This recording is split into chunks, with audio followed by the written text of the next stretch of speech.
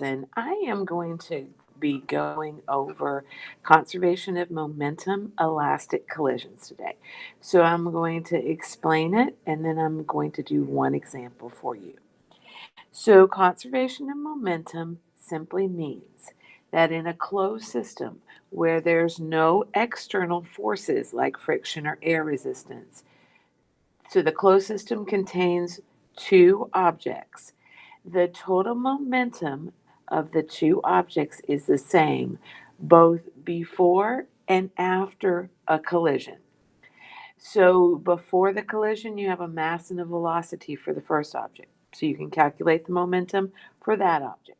After the collision, you have the mass and velocity of that same object, and you can calculate the momentum of that object afterwards. Same thing for the second object. So to get your total momentum before, you will add the momentums of the first and the second objects, and then the same thing afterwards, and they will be equal. All right, I'm going to go over the steps that you're going to use, and then I'm going to work a problem for you.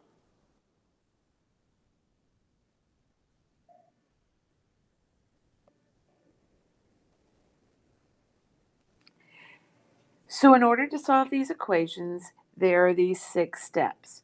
First, you're going to write the equation. Second, you're going to identify the variables. Third, you're going to put the variables in the equation. And fourth, you're going to solve for the individual momentums of the objects both before and after the collision. And then finally, once you've got that, you're going to combine the like terms and then solve for the missing variable.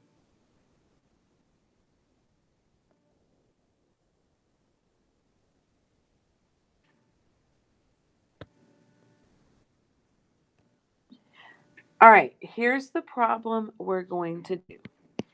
So before the collision, after the collision.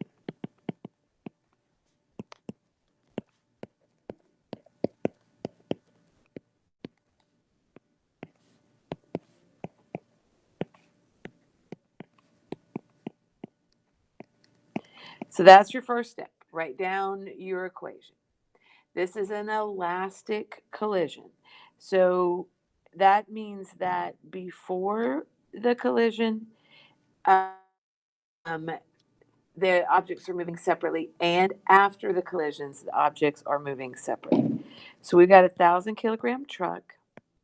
It's going 15 meters per second. And then we have a 1,500 kilogram truck going 5 meters per second. That's before. So that means if I just multiply it, I'm going to use my calculator. Not that I can't do that in my head, but I just want to make doubly sure that I've got it right.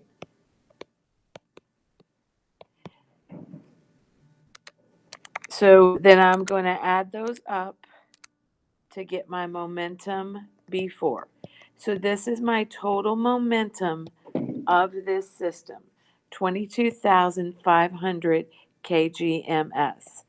After the collision, the mass of the objects does not change. Can it change? Yes. Does it typically change? No. So if you leave the collision with a 4 meters per second velocity, so you're in the first vehicle, how fast is the truck going after the collision? All right.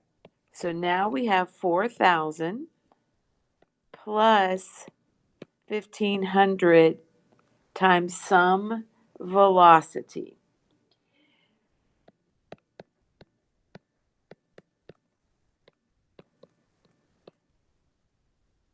So now what I want to do is combine my like terms. Now we're just strictly in math. So to get rid of that 4,000 after, I'm just going to subtract by that. And since I have to do the same thing to both sides, I'm going to subtract it from the before side also, leaving me a momentum of 18,500. So what this is saying right here at this point where I am is that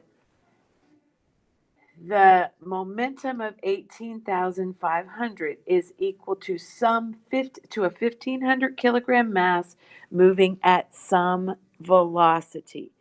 So to figure out what that velocity is, I'm going to divide both sides by 1,500.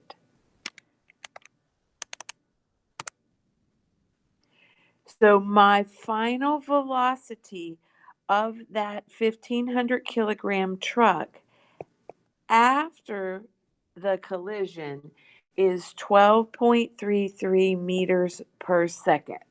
So if you wanted to check this, you could go back and um, plug it back into the equation and check it the way you would in any equation. So let's just go through what we do again.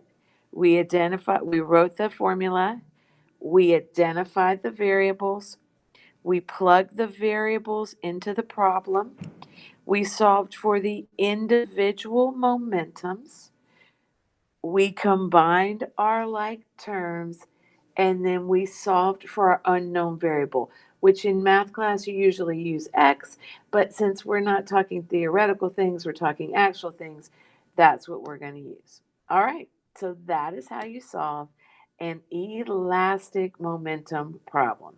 Thanks for watching.